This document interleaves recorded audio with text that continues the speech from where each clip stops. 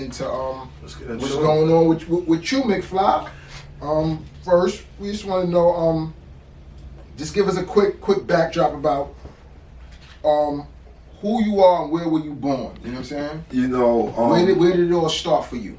You know, my father from he's from Cambria, Queens. Yo, you serious? He from Cambria? Yeah, that's a fact. Oh man. You know, he moved to Philly when he was like 12, 13. Okay. You know, I mean, my family, my father's side of the family, everybody's from New York. Okay. Queens. Everybody. You know, they say you learn something new every day.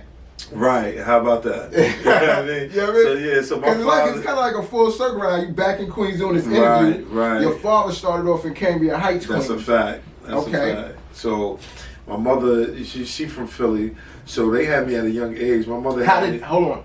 Mm-hmm. He migrated out to Philly. Yeah, my grandfather was out here, you know, he's Jamaican. He was out here doing some wild shit. So he had to get up out of there, you know what I'm saying? Okay. He had to get up out of here. And Pop Dukes in the family, yeah, they all migrated to Philly for sure. How old was Mama Love and Pop Duke when they met? Man, I want to say they your was old Earth and your old King. They was probably like around 13, 14 or something, like 14, like somewhere around there. Okay. You know what I'm saying? And they meet up. They met up and they created me. I was their first born child. Okay. I wasn't the first child. My mother, you know, but you know, like but I was the first child. So my mother had me at 15 and my father had me at 17. I was 15 or 17 when I was born. And what year was that? 81. 81. 81, okay. 1981, kid. So this 1981. That's a fact. You born Philly. What part? Big West Side, man. Okay. West Philly, man. The home of, I can name a lot of them. All right. First we're going to start off with naming you, because that's your home. So we're going to go with you. All right. BMcFly. What part of West Philly, like, what was your...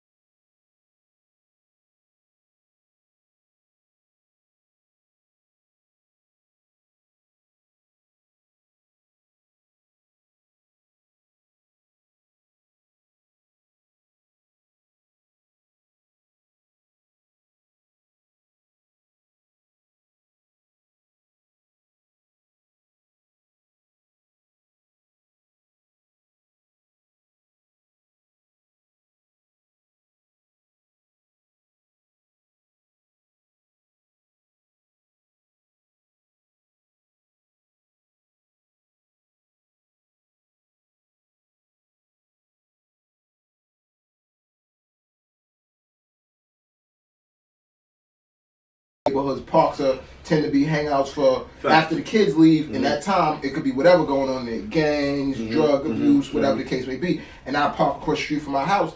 It was heavy drug abuse. We were on 140th and Rockaway. In South Jamaica, Queens. So it was nicknamed Glass Park because there was so many broken valves on the ground. So that's what they nicknamed the park, Glass Park. So all right, so we in the late 80s, around 87, 89, and you already acknowledging what's going on in Philly, and the crack is starting to bubble. All right, how's the community as far as the people? Is it predominantly black? Is it mixed? You know what I'm saying? Predominantly all black. All black. Okay. All black. And how was like the quality of life? Was it middle, the part of Master Street? Is the area that you're at on the north side, is it middle class? Is it upper class? Is it,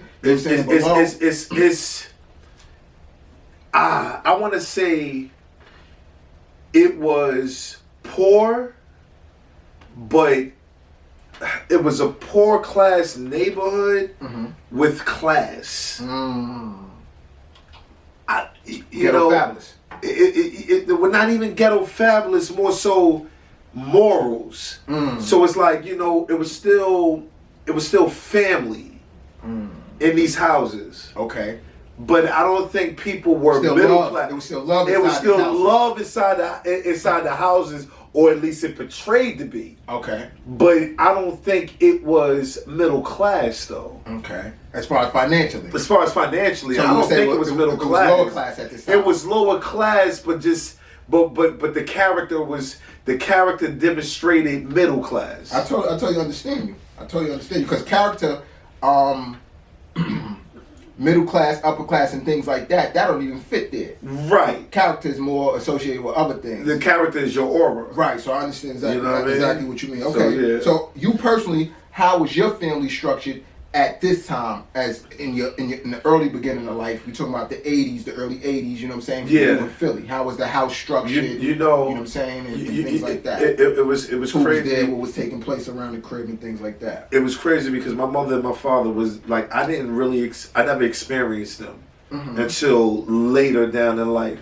I was raised by my grandmother, and my grandmother was married to a man that I thought was my grandfather, my biological grandfather, and but it was a rough stop in there because they come from an older structure, right? So we sat at the dinner table. Okay. You couldn't say nothing at the dinner table. Like they were older, but in that house, man, like people thought that life was good for me in the house. When in fact, man, I felt a lot of pain in there. I was being abused like almost every day. Who's in the crib with you at this time? Well, my grandmother, she was a private duty nurse. So it would be times where she's away for 3 days. No, I mean, who's in the crib? Oh, okay. Who lives there at this specific Okay, time? so my grandmother had 2 other children. My aunt Trina, she's 5 years older than me. Okay. And my aunt Nikki, I'm a month older than her. Okay. Because I told you my mother had me at a young age. Right. So it's us 3, my grandmother, and my grandfather. Okay. So you said your grandmother's away a lot because she's working. Yeah, she's private duty nursing. Okay, so she's away 3 days a week. Yeah, something. Yeah. And what was Grandpops doing? He was a stay at home by this time. Yeah, he had he ins and outs, but he was always home. Okay. But he had jobs here and there, but he was home, and that was a rough stop for me. Okay. And how was the relationship between you and your grandmother?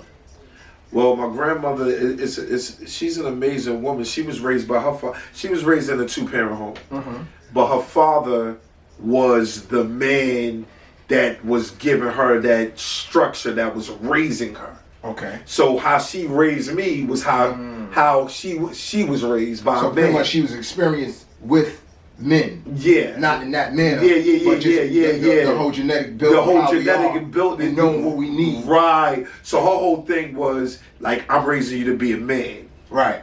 And it's going to be times where you don't like certain things, but that's just the way it was. And what about, how was your relationship with her husband? Now, I acknowledge him as my grandfather because that's the only man that I knew for a very long time. Right. Despite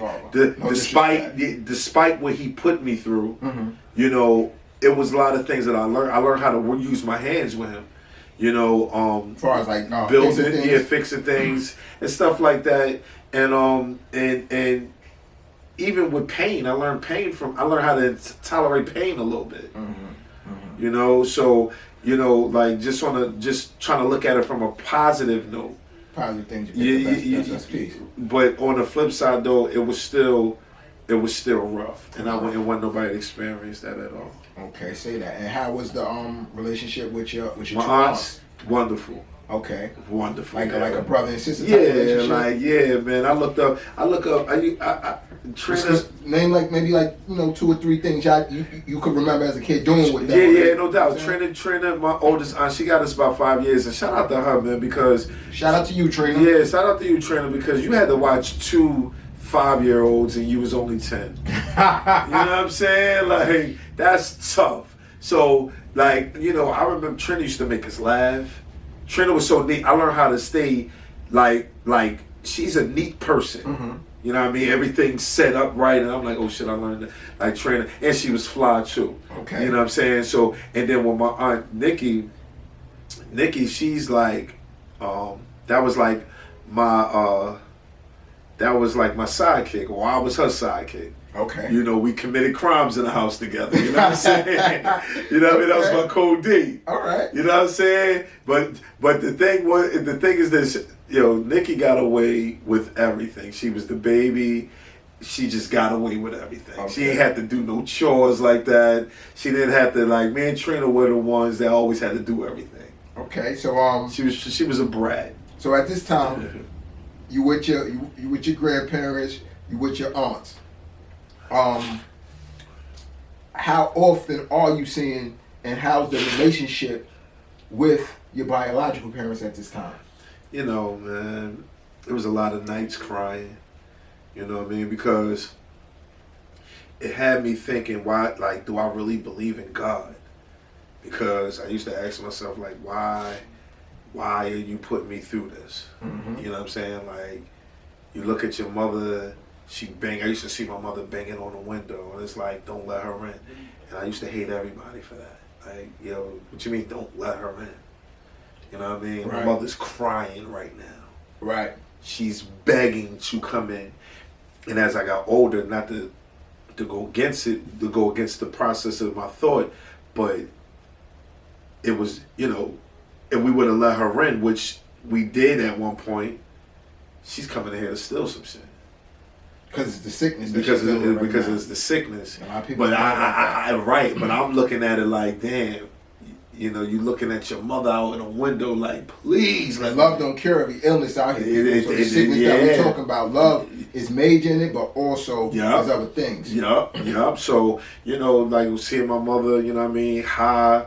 No matter what, you still got love for her. Yeah, I still love her. I love the earth. You know what I'm saying? Because I just know, like biologically, this is mom's. That's right.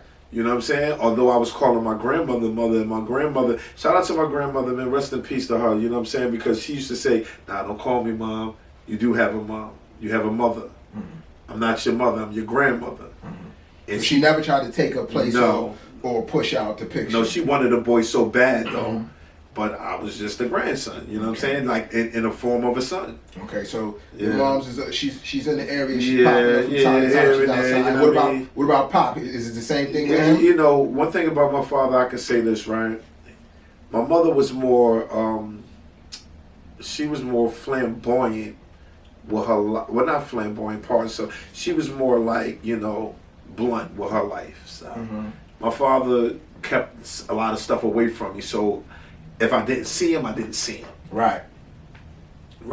I remember plenty of times being with both of them, but it wasn't a pleasant experience all the time. Right. And when they were together, I watched my father beat my mother bad. I'm talking about, like, when you think about it, I'm like, I probably would have killed him if I was older. Right. You understand what I'm saying? Like, but as I got older, it was the sickness, it was the disease. They both dead. They both dead now, but like, may their souls rest. Yeah, may their souls rest, you know what I'm saying? Okay, so all right. You a child. What did you actually want to, like, if you can remember, what did you want to be as a kid? Like your first memory of what you wanted to be when you grew up as a kid? Your first one. I wanted superpowers, man. Superpowers? Yeah, I think, what's crazy? Imagination is something that gets taken away from us. Yeah. Through many different things. And it's something that if you start reading later in life, you should really hold on to it. Yeah. Because it could take you so far. Yeah. You know what I'm saying? It's the creator of so much. Yeah. Even like where we sitting at right here, I imagine this. You know what I'm saying? Right. From the fashion stuff, I imagine it. From where you were before to where you're at now, you at first imagined it. Yep. You know what I'm saying? So when we lose our imagination, that's crazy. So, all right, so definitely that's yeah. I wanted to be able to fly out of here, like, and just take off. Like the cover of the book. Like the cover, like, yeah. Like we're going to get into it. We're going to get into it, yeah. We're going to get into it. Congratulations on that. You know what I'm saying? Sitting with a black poster is dope. You know what I'm saying? Because we got to start championing each other when we see each other do certain things. All right, so what was your favorite subject in school? Like throughout all my years of just regular ed school. When you was a child. I don't even know, bro. Did you have a liking for it or dislike it? I don't know. I don't know. You were just kind of there. I felt like I was just there. I felt like I was there, trying to figure it out like a regular public school kid. That's a fact. And when things is shaky at the crib, yeah, you know what I'm saying? That's why they like, yo, it got to be peaceful in the home. Yeah. Because that's where you know what I'm saying? Yeah, and it was a rough stop in the home. Okay. It was a rough stop in the home. Okay. Yeah. So how about things like hobbies and things you do in your spare time when you was real young? I don't think I never when you went outside. What you did like I don't. In the 80s, the late 80s and stuff like that. Man, if I went outside, if I went outside in my home where I lived at, it wasn't really no going outside. Reason? I just think they being old, being like I had to put on this facade. Let's manage the home. They come from older backgrounds. These were my grandparents. Right. So, it was just like a structured thing. If I ever did go outside, I'm probably more so in the 80s. It was more so at my father's house, at my grandmother's house, on my father's side. Okay. That's what in the 80s I got more of that outside with them. All right, so let's talk a little bit about that. All right, so when Pop Duke would come pick you up, he would take you over to his side of the family. Right. And being that his mother, which is your grandmother, she stayed out there in Philly. Yeah, she stayed in Southwest Philly. Okay, even though at a point in time, so to begin with, he migrated from Philly up to New York. No, he migrated from New York to Philly. New York to Philly. This is Pops. My father's from New York. Oh, and when he left, they all from New York. No. Mm-hmm. When they came from New York to Philly, it was just my grandparents. My uncle, my aunt, and my father. Oh, okay. I'm thinking when he leaves New York, he leaves on his own as a young man. He did leave on his own. Well, no, not on his own as a young man. No, the whole family moved. Okay, cool. All right, so now we're in the 80s. All right, when you get up with Pop Duke and the family, you going over to that crib. Yeah, it's a little different on that side. Yeah, it's a little different. Right, give us a quick breakdown because now it's like everybody kind of like. And how many people is in the house and things like that? My uncle from time to time. My uncle Douglas Russell. So. He played bass for a lot of famous people, man. Douglas Grisby, you can look his name up. He played bass for Michael Jackson. He played bass for Tina Marie, the Whispers. I mean, you name it. He was very great at what he did. So he used to kind of like do his own thing. He was, and whenever he was able to get away, he got away. Okay. My father and my aunt were the ones that were always there. Okay. My grandmother and my grandfather would be back and forth, and then it was like, they kind of like, as I came in the picture, they kind of like split up. Okay. But when I went over there with my father on his side, he's on drugs. He's kind of like running in and out the house. He outside. I'm outside. It's a small. Philly they got small blocks. Right. So now, unlike your other grandmother's which is house, a big your mother's block, house, where it's it's a determining factor if you go in or out the house. Yeah. Now the door's kind of open for you. To I could go. I could go in and out in Southwest Philly. And what age is it starting at? So this is like, if I ever was to go around there, this was like in the 80s. Okay, let's go. You know what I'm saying? Like in the late 80s. And what's it looking like on that side? And now that side, right? A little more. It's a little more close knit. Mm-hmm. These blocks in Philly are very narrow. Notice that whenever. So when you come outside, you can literally jump across the street with one hop, and now you're knocking at somebody's door. That block was more like you could knock on doors, run in and out. Everybody know everybody. Everybody, Auntie Karen, and that's my cousin. And now when we're not even really blood related, it's just that close knit. Okay. Where on Master Street, it's more of a big open space. It's more of a bigger block. So you got to keep that facade up there. But down here, it's like, nah, it's the hood. So do you think that more people over there on the West Philly side needed each other, so it kept them tight knit? I just think where I was at in West Philly, where I'm from, 60th and Master, it just was more like we weren't too far away from like that side where it was like, okay, now here go the upper class or the middle class. Okay, got it. We were like seconds away from the middle class. Got it. You heard? All right, so now, cause we gonna move up a little bit. We got you on your pop side. You get to move around. You getting to know the outside and the running around. The blocks are smaller. You more freedom over there. Your uncle's into the music. Pop Duke, we know he's outside. Grandma and Grandpa going through what they going through. Then over here, you got Grandma and Grandpa still holding down the fort, like you said, and keeping the ship sailing over there. All right, so did you have any, as coming up? Let's get a little higher. Coming up into your early teens, did you have any role models or people that you looked up into? And it don't have to be anybody we know or anything. I'm talking like real talk. Like what at that age, did you have anything you looked up to and you felt like you wanted to go into that direction and be your version of that? You know, man, I think when I'm gonna say this. When I got into junior high school, I started to like just notice myself. I started getting in tune with myself. But then I also started to get with my mother because she started to get herself together. Okay. In the early 90s. So my mother introduced me to the drug game. So, I mean, you know, I played sports.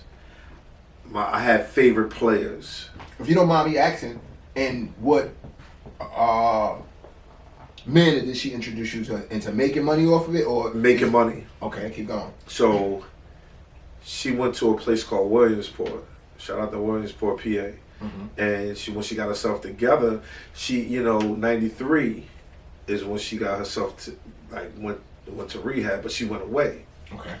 And from some out of nowhere, she like, you know, you want to move up here with me, like, and I'm like, yeah, finally. That's right, Mama Love. Yeah, it's Mama Love, and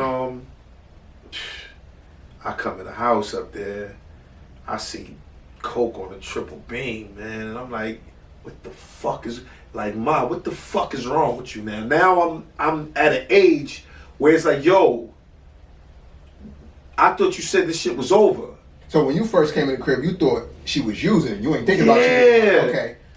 And she like, she getting money right now. I'm talking about, I never seen no shit like this in my life. And you in junior high school right now? I'm in junior high school. I'd never seen nothing like this, bro. Where I'm sitting back and I'm like, yo, you was on this shit. Now you're making money off this shit. Now you really on this shit. Now I'm like, hold up.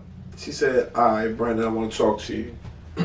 Like, I'm making too much money to ever go back to using this again. You can leave, or you can come up here and just make money with me. So I'm gonna make some fucking money too. Damn right. And I want to rock with Mama Love. And I'm rocking with Mama Love under any circumstances. Damn right. Man. Genetic. We love our mothers. Yeah. You know? Like, they talk about black people, but they don't know we born with that. Shit, Can't facts. take us away from that. So, man, I just started, like, she had me hustling. Okay. And she was so far removed from me, she asked me, do I know how to count by 5s and 10s? That's how, like, you don't even know me. Mm-hmm. Do I know how to count by, I'm in the 8th grade. What do you mean, do I know how to count by 5s and 10s? And right now, us talking, it's like you were so wanting that relationship, right? That under any umbrella, you didn't even look at it. It was just like it's love. And see, that's what I thought. That's what I'm saying. Under the umbrella. And my mother was a drug kingpin. Okay. And so when you say who did I look up to, I had to say, you know, I had basketball players that I looked up to, but it was really Mama Love. Cause she was putting it down. She was putting it down. I'm just like, she taught me how to gamble. Like, that's why I had, shooting dice. And she used to watch me shoot dice. And when I was low on cash, she was there. She taught me how to hustle. I used to make so much money. I took care of, like, growing up, man, when it was time for school, we had to go school shopping. True indeed. I paid for all my school clothes through the money that I've earned. And she used to tell me, Brandon, don't tell nobody. And this is junior high school right now? This is junior high school. Junior high school, still at, okay. You know what I mean? But, and question. Uh-huh. So, while all this is taking place, you go up there, junior high school. Yeah. You start rocking with moms. Y'all getting paper. She getting paper. Yeah. You know what I'm saying? She teaching you things she know about being outside, and you picking up on it. Are your grandparents from her side? Because you told me they were more like student. Were they? How was your relationship with them during these times? Were you going to visit them? Were they reaching out to you? Were they coming up there? Well, the run wasn't long, so it was like a summer. She was already running wild, but I stayed for the summer and then I had to come back home. Oh, okay, so it wasn't a full transfer. You was just up there for the summer and you come out. So so you've seen a lot in 60 days. Yeah, a lot. See, people don't know things about the inner city. A day could change a person. A day could change places like New York, Philly, Los Angeles, Atlanta, these inner city, Chicago. Yes. That's enough time. All you need is 24 hours. That's enough time. Okay, so you know what I mean? Right, so now I'm back, you know what I'm saying? And then and she's still up there doing her ones and twos. Okay. And then it was a time where shit got crazy. People started she got locked up. Okay. She stood tall under any circumstances. They didn't, for some odd reason, they didn't find everything, and it's so crazy. Like we even got into shit like by her being like, I'm like, damn, I'm not letting nobody touch my mom's, not letting nobody do nothing. My mother was already crazy. She was already shot before, stabbed before, so she was already in the streets. Traumatized. Yeah, she's already been there. I'm looking at it like PTSD and all that. Yeah, and I'm looking at it like shit. I don't know what's going on.